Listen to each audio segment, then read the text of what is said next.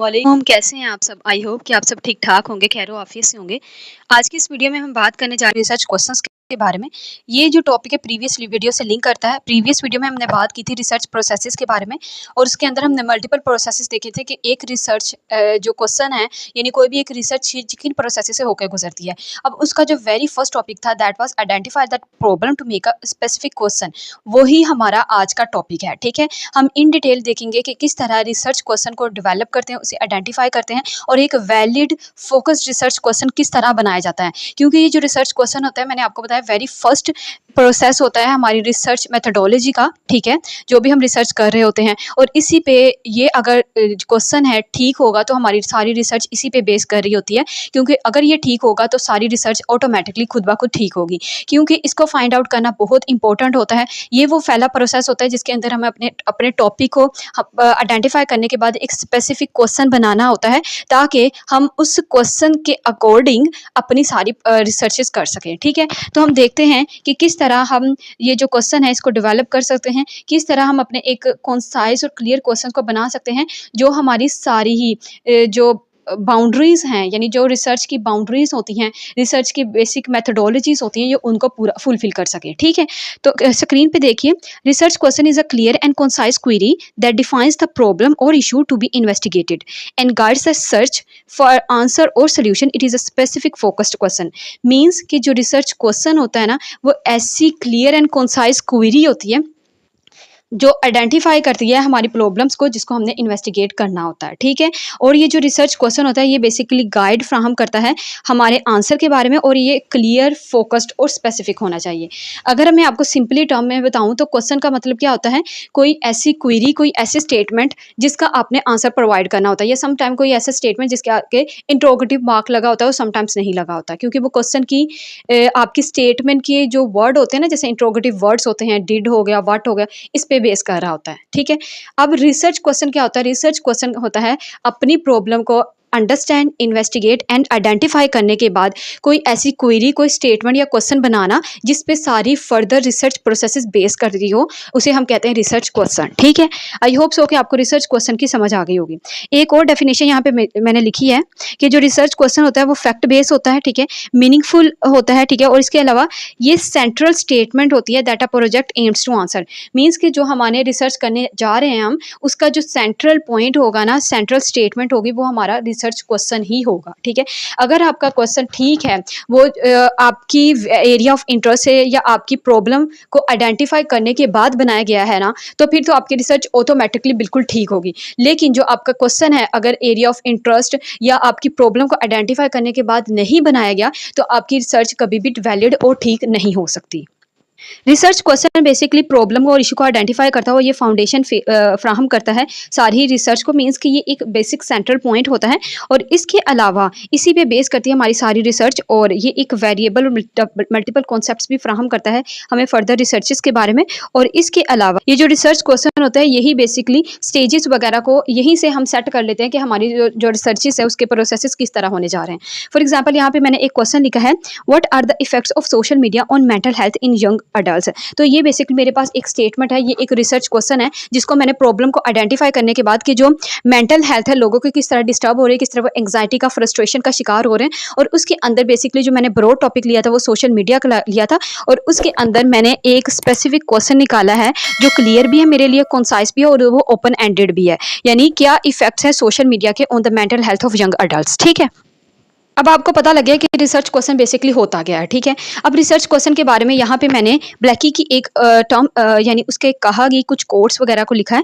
वो कहते हैं कि जो रिसर्च क्वेश्चन होता है वैलिड या रिसर्च क्वेश्चन ऐसा क्वेश्चन होता है जो ये 3 वर्ड का answer they, what, why and how. What means कि व्हाट क्वेश्चन सीक्स डिस्क्रिप्शन, यानी कौन सा ऐसा क्वेश्चन है जिसको आप डिस्क्राइब कर सकते हो, जिसके ओपन एंडेड आप आंसर दे सकते हो। और क्यों आप उस क्वेश्चन की एक्सप्लेनेशन और अंडरस्टैंडिंग चाहते हो, ठीक है? वाई का क्वेश्चन का भी आंसर दे सके और हाउ किस तरह, मीन्स कि कौन से ऐसे मेथोडोलॉजीज हैं, कौन से ऐसे प्रोसेसेस से गुजर के हमारा जो रिसर्च क्वेश्चन है वो पूरा होगा, उसका सोल्यूशन निकलेगा। मीन्स कि वो कहता है कि रिसर्च क्वेश्चन उस वक्त आपका वैलिड और ठीक क्वेश्चन होगा जब ये 3 वर्ड का, ये 3 इंट्रोगेटिव वर्ड का वो आंसर दें। यानी क्या करना है सर्च, ठीक है, कौन सा ऐसा क्या क्वेश्चन है जो जो डिस्क्राइब कर सके आपकी सारी स्टेटमेंट को, और क्यों कर सके और किस तरह कर सके। इस 3 वर्ड के अंदर हमारे सारे रिसर्च प्रोसेसेस आ जाते हैं, ठीक है। इसी तरह हेड्रिक बयान करते हैं कि वो 4 टाइप्स ऑफ रिसर्च क्वेश्चन की बताते हैं कि रिसर्च क्वेश्चन 4 तरह के हो सकते हैं। डिस्क्रिप्टिव हो सकता है, नॉर्मेटिव, कोरिलेटिव एंड इम्पैक्ट हो सकता है। डिस्क्रिप्टिव मीन जिसका आप डिस्क्राइब कर सको, ठीक है। नॉर्मेटिव जो आपकी नॉर्म्स और एथिकल और एटिकेट्स वगैरह को फुलफिल कर सके। ये ना हो कि आप कोई क्वेश्चन निकाल रहे हो और वो सारे ही एथिक्स और जो आपकी सेट बाउंड्रीज हैं रिलेटेड टू योर रिसर्च वो उसको फुलफिल ना कर सके। कोरिलेटिव यानी रिलेट करना चाहिए आपकी जो प्रॉब्लम से के साथ आपका रिसर्च क्वेश्चन, ठीक है। और इसी तरह इम्पैक्टिव होना चाहिए। एंड देन यहाँ पे मैंने एक वर्ड पॉइंट लिखा है, research question versus research problem. Basically जो रिसर्च क्वेश्चन होता है ना वो रिसर्च प्रॉब्लम से ही निकल के आता है, ठीक है। अगर आपके पास सोसाइटी के अंदर कोई प्रॉब्लम है, आप प्रॉब्लम को समझोगे, उसे आइडेंटिफाई करोगे, उसे इन्वेस्टिगेट करोगे, एंड देन आप उसको इन्वेस्टिगेट और आइडेंटिफाई करने के बाद अपना एक स्टेटमेंट बनाओगे, अपना एक क्वेश्चन बनाओगे, ठीक है। इसलिए जो रिसर्च प्रॉब्लम पे ही रिसर्च क्वेश्चन बेस करता है। एंड सम टाइम ये वेरी भी करता है situation to situation and search to search. Means कि अगर आपने अप्लाइड रिसर्च करनी है, फॉर एग्जाम्पल ऐसी रिसर्च करनी है जिसपे आपने उसको सोसाइटी पे अप्लाई भी करना है, ठीक है। यानी आपने सोसाइटी के अंदर करप्शन की बात करनी है, आपने कोरोना वायरस को खत्म करने की बात करनी है, आपने मेंटल हेल्थ की बात करनी है, तो उसके लिए तो आप क्या करोगे, क्योंकि सोसाइटी के अंदर जो भी प्रॉब्लम चल रही है, जैसे कि हमने पहले देखा कि मेंटल हेल्थ की प्रॉब्लम है, सोशल मीडिया के इफेक्ट्स है लोगों के मेंटल हेल्थ पे, तो उस लिए हम उस प्रॉब्लम को आइडेंटिफाई करेंगे और देन हम अपना क्वेश्चन बनाएंगे। ये एक सिचुएशन होती है, एक कंडीशन होती है। और दूसरे नंबर पे सर्च इसलिए भी होती है कि आपने लिटरेचर में करनी होती है, जैसे कि हम स्टूडेंट स्कॉलर वगैरह करते हैं, एमफिल में हो गया एंड देन सो ऑन। उसके लिए हम क्या करते हैं, उसके लिए हमारे पास प्रॉब्लम तो नहीं होगी, हमने तो थीसिस करना होता है, तो हम क्या करेंगे, हम अपने एरिया ऑफ इंटरेस्ट को देखेंगे, हम अपने ब्रॉड टॉपिक को फाइंड आउट करेंगे, एंड देन हम उसके अंदर अपने सुपरवाइजर से पूछेंगे, अपने प्रीवियस एग्जिस्टिंग जो नॉलेज है, अपने एक्सपीरियंसेस को देखेंगे और फिर उसके अकॉर्डिंग हम अपने क्वेश्चन को बनाएंगे। तो ये जो क्वेश्चन है, ये जो रिसर्च क्वेश्चन है, ये वेरी करता है from situation to situation, from environment and from the process of your research methods, ठीक है। ये उस पर वेरी कर रहा होता है। यहाँ पे मैंने कुछ करैक्टरिस्टिक्स लिखी हैं रिसर्च क्वेश्चंस की। मीन्स कि अगर ये वाले अगर पॉइंट को आपका क्वेश्चन फुलफिल कर रहा है ना, तो इट्स मीन कि आपका जो क्वेश्चन है वो वैलिड है। यानी एक रिसर्च क्वेश्चन को ओपन एंडेड होना चाहिए। ओपन एंडेड बेसिकली होता है वो रिसर्च क्वेश्चन जिसके अंदर आप क्वालिटेटिव रिसर्च मेथड को अप्लाई कर सको। मीन्स कि इसके अंदर फैक्ट, ओपिनियन, इंटरप्रिटेशंस और इसके अलावा डिबेट्स वगैरह प्रोवाइड की जाती हैं, ठीक है। क्योंकि अगर हम स्टेटमेंट को फाइंड आउट करेंगे तो उसके अंदर अगर हम ओपिनियंस और फैक्ट्स को ऐड नहीं करेंगे तो ये हमारा क्वेश्चन वैलिड नहीं होगा। एंड देन रिसर्च क्वेश्चन को रिसर्च एबल होना चाहिए। ऐसा ना हो कि आपने कोई भी टॉपिक उठा के लिख लिया और इस पर कोई रिसर्च मौजूद ही नहीं है। इसको रिसर्च एबल होना चाहिए, इसको स्पेसिफिक और रेलिवेंट होना चाहिए आपके टॉपिक से, और इसके अलावा इसको क्लियर एंड फोकस्ड होना चाहिए। क्लियर होना चाहिए आपको आपका रिसर्च क्वेश्चन। ये ना हो कि आपने रिसर्च क्वेश्चन बना लिया लेकिन आपको क्लियर ही नहीं है कि इसका मतलब क्या है। आपको टोटली तौर पे मुकम्मल इंफॉर्मेशन हासिल करने के बाद अपने रिसर्च क्वेश्चन को क्लियर और फोकस करना है, ठीक है।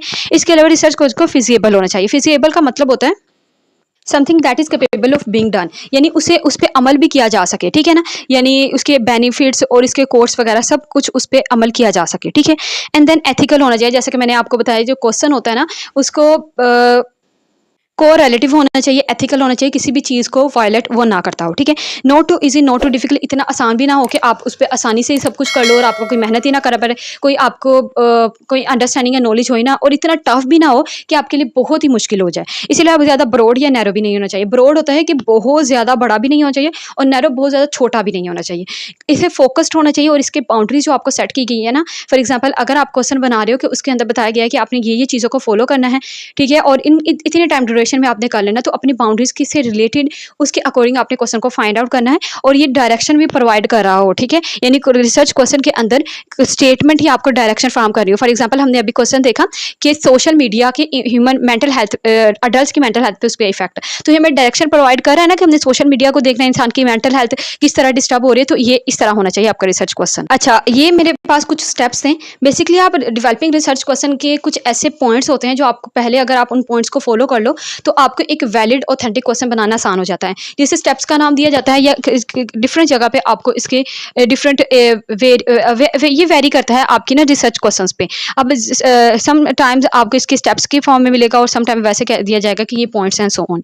एंड यहाँ हम देखते हैं कि यहाँ मैंने कुछ स्टेप्स लिखे, आपको ये बहुत सारे स्टेप्स होते हैं लेकिन जो मैंने प्रिसाइज करके लिखे ना ताकि हमारे सर्च क्वेश्चन आसानी से हो जाए, स्टेप को याद करने की बजाय हमें अपनी सर्च पे फोकस करना चाहिए। तो सबसे पहले क्या होता है, आपको जनरल टॉपिक को आइडेंटिफाई करना होता है। जनरल टॉपिक मीन्स कि आपने एक ब्रॉड टॉपिक लेना है, एक ब्रॉड टर्म को आइडेंटिफाई करना है। फॉर एग्जांपल अगर मैं ब्रॉड टर्म लेती हूँ पोस्ट कॉलोनियलिज्म, तो पोस्ट कॉलोनियलिज्म एक पूरा ब्रॉड टर्म को मैंने देखना है, यानी एक जनरल से टॉपिक को लेना है। एंड देन उस टॉपिक से रिलेटेड मैंने प्रीलिमिनरी रिसर्च यानी प्री एग्जिस्टिंग जितना भी डाटा है ना, यानी पोस्ट कॉलोनियलिज्म से रिलेटेड जितना भी डाटा मैंने पहले उसको देख लेना होता है। ठीक है, ये सारे वही पॉइंट्स है जो हम रिसर्च प्रोसेस में कर चुके हैं, लेकिन यहाँ पे कुछ पॉइंट्स में चीज़ों की अंडरस्टैंडिंग में फ़र्क है, क्योंकि वहाँ पे हमने रिसर्च क्वेश्चन को फाइंड आउट करने के बाद ये प्रोसेस करने, यहाँ पे हमने रिसर्च क्वेश्चन को बनाने से पहले ये सब कुछ देखना है। यानी हमने एक ब्रॉड टॉपिक दे दिया, फिर उस ब्रॉड टॉपिक से रिलेटेड जितना भी पहले एग्जिस्टिंग डाटा है, यानी सोशल मीडिया पे देख लिया, कुछ जर्नल्स पे, कुछ आर्टिकल पे, कुछ लिटरेचर पे, जितना भी प्री एग्जिस्टिंग डाटा है ना हमारे टॉपिक से रिलेटेड, हमने उसको देख लेना है। एंड देन अपने नैरो डाउन करना अपने टॉपिक को, मीन्स कि जनरल टू स्पेसिफिक आना है। यानी मैंने इसके अंदर हम ये करते हैं कि हमारे पास जो ब्रॉड टॉपिक होता है ना, यानी ब्रॉड टर्म होती है, उसके अंदर हमने एक स्पेसिफिक टॉपिक निकालना होता है जिस पे हमारा क्वेश्चन बेस करेगा। फॉर एग्जांपल मैंने पोस्ट कॉलोनियलिज्म देखा। अब पोस्ट कॉलोनियलिज्म तो एक ब्रॉड टर्म है ना, क्योंकि कितने राइटर तो आते हैं, कितनी टर्म्स इसके अंदर आ जाती हैं, तो इसलिए इसके अंदर मैंने एक स्पेसिफिक टॉपिक निकालना, यानी एक स्पेसिफिक टर्म निकालने जिससे रिलेटेड करके मैं अपनी सर्च करूंगी। मीन्स कि इसके अंदर मैंने एक नैरो डाउन किया इसको और अपना स्पेसिफिक टॉपिक निकालिया रिलेटेड टू मिमिक्री। ठीक है, अब जो मिमिक्री पोस्ट कॉलोनियलिज्म जो ब्रॉड टर्म थी, उससे जो मेरा स्पेसिफिक टॉपिक होगा ना, यानी जो मेरा रिसर्च टॉपिक होगा वो मिमिक्री पे होगा। ठीक है, मैंने ये देखना कि पोस्ट कॉलोनियलिज्म के अंदर किस तरह मिमिक्री की जाती है, इसके इफेक्ट्स हो। ठीक है, एंड देन पोटेंशियल क्वेश्चन। अब ये जो क्वेश्चन होते हैं ना, पोटेंशियल क्वेश्चन का मतलब होता है उतनी आपने इसके अंदर क्वेश्चन देखने, या आपने इसके अंदर वो सारी चीज़ें देखनी है जो पॉसिबल बनाती हैं आपके क्वेश्चन को सर्च के। ठीक है, यानी इसके अंदर आपने वो सारी चीज़ें देखनी होती है जो आपको ये बताती है कि आपके रिसर्च पे मेथड कौन कौन से अप्लाई होंगे, कौन कौन से स्ट्रेटजीज अप्लाई होंगी। मैं सिंपली अगर मैं कहूँ कि इसके अंदर आपने ये देखना होता है कि जो हमारा मैंने टॉपिक चूज़ किया है, क्या उस पर व्हाट, वाई एंड हाउ वाले क्वेश्चन ये उसको फुलफिल कर रहा है, क्या ये जो मैंने टॉपिक किया है इसके अंदर मैं ओपन एंडेड डिटेल्स दे सकती हूँ, इसमें क्वालिटेटिव मेथड अप्लाई कर सकती हूँ, क्या इसके जो बेसिकली का जो स्कोप है, मीन्स के ये फिजिबल है, कोरिलेटिव है, ठीक है ना, ओपन एंडेड, तो ये सारी चीज़ों को फुलफिल कर रहा है कि नहीं। ठीक है, ये भी आपने पहले देखना है। अब जब आपने ये सारी चीज़ें देख ली, 4 स्टेजेस हो गई, 4 पॉइंट्स हो गए। ठीक है, अब फिर ये सारी चीज़ों को देखने के बाद आपने अपने क्वेश्चन को डेवलप करना है, उसके बाद आपने क्वेश्चन को बनाना है। अगर इन सारी चीज़ों को देखने के बाद आप अपना क्वेश्चन बनाते हो तो इट इज़ इम्पॉसिबल कि आपका क्वेश्चन वैलिड ना हो, क्योंकि आपने ये भी देख लिया कि ब्रॉड टर्म क्या है, उससे रिलेटेड हमने ये भी देख लिया कि प्री एग्जिस्टिंग डाटा भी मौजूद है, फिर हमने उसे नैरो डाउन भी कर लिया, फिर उससे रिलेटेड के मैं इसके अंदर कौन सा मेथड अप्लाई कर सकती हूँ कि इस पे हो रहा है वो मेथड, तो वो भी हमने देख लिया। एंड देन फिर हमने क्वेश्चन बनाया। ठीक है, so that's all for the steps of research questions. तो इन स्टेप्स को आप फॉलो कर सकते हो, ये बेसिक ना स्टेप्स होते हैं। इसके अलावा अगर आप गूगल पे सर्च करो, यूट्यूब पे, तो आपको मल्टीपल ना मिल जाएंगे इसके बहुत सारे स्टेप। यानी यहाँ पे देखें, यहाँ पे मैंने वो सारे स्टेप्स लिखे हैं जो आपको ओवरऑल मिलते हैं। ठीक है, और ये सारे स्टेप्स वही हैं जो मैंने जिसको कॉन्साइज फॉर्म में करके ये 5 लिखती हैं। तो यहाँ पे डिपेंड करता है आप इन सारों को सेपरेट सेपरेट कर लो या कॉन्साइज फॉर्म में इन 5 पे ही कर लो, दैट्स अप टू यू। ठीक है, so that's all for today's video lecture. In this video lecture I have tried my level best to cover developing research question. I hope so कि आपको समझ आ गई होगी कि एक गुड वैलिड रिसर्च क्वेश्चन क्या होता है,